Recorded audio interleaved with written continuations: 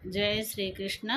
భగవద్గీత శ్లోకాలలో ఈరోజు 34వ శ్లోకం చదువుతున్నాను. ఆచార పితర పుత్రా తదైవ చ పితామహ మాతులా శ్వశురా పౌత్రా శాలా సంబంధితనస్తదా.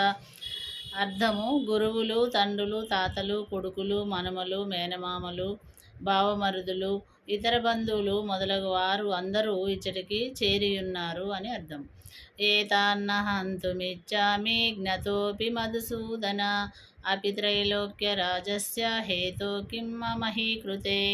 35వ శ్లోకం అర్థం: ఓ మధుసూదన, ముల్లోకాధిపత్యము కొరకైనను నేను ఎవరిని చంపను, ఇక ఈ భూమండల విషయమై చంపనేలా.